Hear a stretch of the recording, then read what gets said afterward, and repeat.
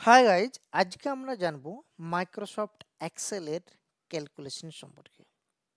আমরা প্রথমে জেনেছিলাম যে মাইক্রোসফট এক্সেলকে আমরা সাধারণত বিভিন্ন রকমের ক্যালকুলেশনস, বিভিন্ন রকমের চার্ট প্রিপারেশন এবং বিভিন্ন ডেটাকে অ্যানালাইজ করার জন্য ইউজ করে থাকি। আজকে তার মধ্যে একটি ইম্পর্টেন্স পার্ট হচ্ছে ক্যালকুলেশনস বা ফর্মুলা। আমরা মাইক্রোসফট এক্সেলের মধ্যে বিভিন্ন ফর্মুলা খুব সহজে অ্যাপ্লাই করে অনেক বড় বড় সংখ্যাকে কিন্তু অ্যাভারেজ, তাদের সামেশনস, তাদের ম্যাক্সিমাম মিনিমাম নাম্বারস এবং ওয়ার্ড কাউন্টস এসবগুলো কিন্তু খুব সহজেই আমরা ফাইন্ড আউট করতে পারি। তো আজকে আমরা যেগুলো জানবো সেগুলো হচ্ছে কিছু ফর্মুলা বা কিছু algebraic formula you can say. তো প্রথমে আমরা যেটা করব সেটা হচ্ছে আমরা এক্সেলকে ওপেন করে নেব এবং এই এক্সেলের মধ্যে আমরা একটা মার্কশিটের মতো প্রিপারেশন নিয়ে নিয়েছি, যেখানে একটা XYZ স্কুল লেট কিছু স্টুডেন্ট এবং তাদের নাম্বারগুলো আছে। তো তাদের টোটালস অ্যাভারেজ কিভাবে করতে হয় সেগুলো কিন্তু আমরা আজকে ডিসকাস করব। তো প্রথমে আজকে আমরা যেটাতে যাব সেটা হচ্ছে ফর্মুলা। আগের দিন আমরা শিখেছিলাম ইনসার্ট, ডিলিট অ্যান্ড ফরম্যাট সম্পর্কে। আজকে আমরা জানবো ফর্মুলা সম্পর্কে। তো এই যে স্টুডেন্টগুলো আছে তাদের যদি আমাদের কমপ্লিট ডেটা একটা প্রিপেয়ার করতে হয়, তার জন্য আমাদের সামেশনস মানে প্রত্যেকটা সাবজেক্ট টোটাল যে মার্ক সেটা যদি আমাদেরকে বার করতে হয়, তার জন্য আমাদের সামেশনস যেটা আছে সেই ফর্মুলাটি ইউজ করতে হয়। তো যোগফল আমরা কিভাবে করব, সাম কিভাবে করব, তার জন্য খুব সহজ পদ্ধতি হচ্ছে আমরা যেখানে যে সেলটাতে চাইছি যে রেজাল্টটা আমরা দেখতে চাই সেই সেলটা আমরা সিলেক্ট করে নেব। তারপরে আমরা চলে যাব এইখানে, এই যে একটা অপশানস আছে সাম। তো এখানে গিয়ে নিয়ে আমি ক্লিক করব, then there is option of some. সেলগুলো আমার অটোমেটিক সিলেক্ট হয়ে গেছে যেখান থেকে যতটা আছে, then I am need to hit on enter. তাহলে এখানে আমার সামটা চলে আসবে। এবং মাইক্রোসফট এক্সেলের সবচেয়ে বড় যে সুবিধাটা হচ্ছে সেটা হচ্ছে প্রত্যেকের ক্ষেত্রে কিন্তু আমাকে এই সাম বা যোগটা নির্ণয় করতে হবে না। জাস্ট এই যে আমার কারসারটা আছে প্লাস সিম্বলের মতো, এখানে এটাকে নিয়ে যাব লাস্ট অপশানে, দেন ড্রাগ ডাউন। তাহলে সবার সাম কিন্তু আমার এখানে হয়ে যাবে। তো এটা হচ্ছে এক রকমের সামেশন বা একরকম পদ্ধতি। দ্বিতীয় পদ্ধতি হচ্ছে আমরা কিভাবে যোগ করব, সেটা হচ্ছে যে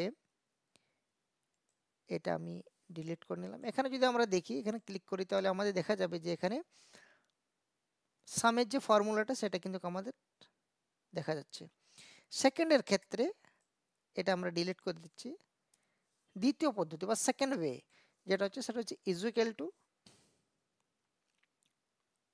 আমরা করতে পারি, দেন সেল অ্যাড্রেস। সেল অ্যাড্রেসটা আমরা দেবো এখানে, এটা plus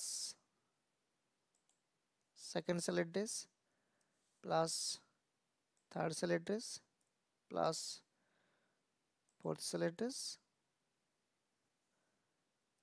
plus fifth cell address and hit on enter, right. তো 347, কারণ প্রথমে আমাদের রোল নম্বরটাও অ্যাড হয়ে যাচ্ছিল, সেই জন্য আমরা কিন্তু এটা হাটিয়ে দিয়েছি। তো রোল নম্বরটা আমরা এখান থেকে হাটিয়ে দিচ্ছি, যেটা খুব একটা কাজের নয়, then we can this number, right. তো একই রকমভাবে এটা আমি ফর্মুলাটা যেখানে অ্যাপ্লাই করেছি, তো এখানে ফর্মুলা আমার এটা ফর্মুলা বারে কিন্তু আমাদের এই ফর্মুলাটা দেখা যাবে। প্রথমে আমাদের দেখা যাচ্ছিল equal to some first bracket cell address of Bengali and cell address of life science, and we can get this result total number. Now we have added this individually subject number and we are getting this total number here. তো এখানে একই রকম ভাবে এটা select করবেন, drag and down, then we will get this all student total mark. So this is the second way. এবং তৃতীয় যেটা হচ্ছে সেটা হচ্ছে এখানে আমরা নেব, এখান থেকে আমি এটা সিলেক্ট করব, একটা সেল এক্সট্রা সিলেক্ট করব, দেন আমি কিবোর্ড থেকে প্রেস করব অল্ট সাথে অল্টের সাথে plus and equal to alt plus 1, right. অল্টের সাথে ইজ ইকুয়াল টু প্রেস করলে কিন্তু আমার এটা চলে আসবে। তাহলে ফার্স্ট আমার ছিল is equal to some first bracket first salary days colon second last salary days bracket close, second ছিল আমার is equal to every salary days, and third is just select a empty cell then press alt is equal to, then we get this plus. তো তিনটা formula আমরা এখান থেকে পেয়ে গেলাম। তিন রকম ভাবে আমরা কিন্তু যোগ করতে পারি, সামেশন করতে পারি, রাইট। নেক্সট আমাদের যেটা আছে সেটা হচ্ছে অ্যাভারেজ। তো আমাকে অ্যাভারেজ বার করার জন্য আমি এখানে যাব, এখানে যাওয়ার পরে go to this then go to average and এখান থেকে আমার এটা আছে হিট অন এন্টার 74.2। একই রকমভাবে আমি যদি এখানে অ্যাভারেজটা বার করি সেখানেও কিন্তু একই রকম বেরোবে। আমি যদি এখানে বার করছি বলে স্যালারি ডেসটা বা অ্যাভারেজ আলাদা বেরোবে, স্যালারি ডেসটা কাউন্ট করবে এরকম নয়। যেহেতু এই সেলের ভ্যালু 0 সেই জন্য সেটা কিন্তু কাউন্ট করবে না, এখানে কোনো নাম্বার নেই, রাইট। সো এখানে যদি আমি বার করি তাহলে আমি অ্যাভারেজ প্রেস করব, hit on enter, we can get this same value, না we can get this same value, ঠিক আছে। তো আমরা একই ভ্যালু পাবো, এখানে আলাদা কোনো ভ্যালু কিন্তু পাবো না, রাইট। নেক্সট আমাদের যেটা আছে সেটা হচ্ছে কাউন্ট নাম্বার। কাউন্ট নাম্বার মানে হচ্ছে আমার এখানে কতগুলো নাম্বার আছে। তাহলে আমি এটা সিলেক্ট করলাম, সিলেক্ট করার পরে এখানের মধ্যে আমার কাউন্টটা দেবে। এবার আমি এটাকে পুরোটাই সিলেক্ট করে নিচ্ছি, এখান থেকে এই জায়গাটা আমার সিলেক্ট করে নিচ্ছি, right, hit on enter. Total value হচ্ছে 60। আমার কি 60 আছে? 1 2 3 4 5 6 7 8 and 10 80 আছে টোটাল। আমার এখানে দেখাচ্ছে 80, এটাও আমি সিলেক্ট করেছিলাম মানে 90, কিন্তু আমাকে 60 দেখাচ্ছে।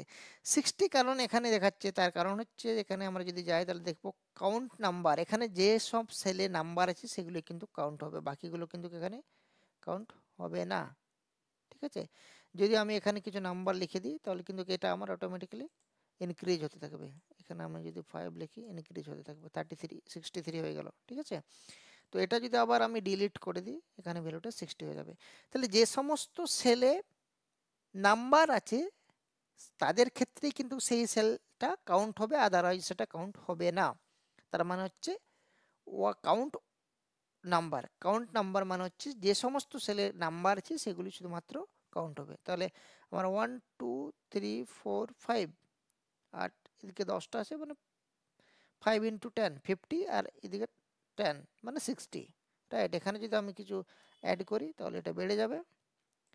এখান থেকে আবার যদি আমি এখান থেকে কিছু হাটে দিই তাহলে এখান থেকে আবার কমে যাবে, রাইট। তো যে সমস্ত সেলে আমার নাম্বার আছে সেগুলো কিন্তু এখানে কাউন্ট হবে, রাইট। একই রকম ভাবে আমি যদি এখানে ক্লিক করি তাহলে এখানে আমার দেখা যাবে যে ফর্মুলা বারে কিন্তু আমার ফর্মুলাটা দেখা যাবে। নেক্সট আমাদের যেটা আছে সেটা হচ্ছে যে মিনিমাম অ্যান্ড ম্যাক্সিমাম। তো আমি চাইছি যে সুমিত কোন সাবজেক্টে ম্যাক্সিমাম নাম্বার পেয়েছে এবং কোন সাবজেক্টে মিনিমাম নাম্বার পেয়েছে সেটা আমি জানতে চাইছি, রাইট। তাহলে মিনিমাম নাম্বার আর ম্যাক্সিমাম নাম্বার কত পেয়েছে আমি সেটা জানতে পারি। তাহলে মিনিমাম নাম্বারটা আমি এখানে যদি বার করি তাহলে এখানে যাব, আমি মিনিমাম নাম্বারটা বার করছি, তাহলে এটা নিলাম, হিট অন এন্টার। তাহলে মিনিমাম নাম্বার সুমিত পেয়েছে 65, যেটা হচ্ছে তার ইংরেজিতে ইংলিশ। অ্যান্ড দ্য ম্যাক্সিমাম নাম্বারের জন্য আমি সিলেক্ট করব, go to the maximum, select the cell number, right, and hit on enter, 78, that is in Bengali, right. So 65 is the lowest number and 78 is the highest number. একই রকম ভাবে আমি যদি চাইছি যে বেঙ্গলিতে সবচেয়ে হাইয়েস্ট নাম্বার পাইছে তাহলে কিন্তু আমি এখানে ম্যাক্সিমাম আর মিনিমামটা সিলেক্ট করব। এখানে আমি ম্যাক্সিমাম যদি দেখি বেঙ্গলিতে, hit on enter, 87 is goes with Arun, and if I measure the minimum then go there and মিনিমামটা সিলেক্ট করে নেব, সেলের ডেসগুলো সিলেক্ট করে নেব, হিট অন এন্টার, 45 কাশিদ। তো Arun is maximum number of Bengali and Kashid is the minimum number of Bengali. তো এইভাবে আমরা কোনো একটা চার্টের থেকে কোনো একটা রেজাল্টের মধ্যে যখন আমরা কম্পারিজন করি বা আমরা হাইয়েস্ট নাম্বার এবং লোয়েস্ট নাম্বারটা পেতে চাই, ম্যাক্সিমাম নাম্বার এবং মিনিমাম নাম্বারটা পেতে চাই, তখন কিন্তু আমাদেরকে মিনিমাম এবং ম্যাক্সিমাম ফর্মুলা কিন্তু ইউজ করতে হবে। তো আমরা খুব সহজেই এডিশন বা সামেশন, অ্যাভারেজ, ম্যাক্সিমাম, মিনিমাম এগুলো কিন্তু এখান থেকে ফাইন্ড আউট করে নিতে পারি। তো thanks for watching this video.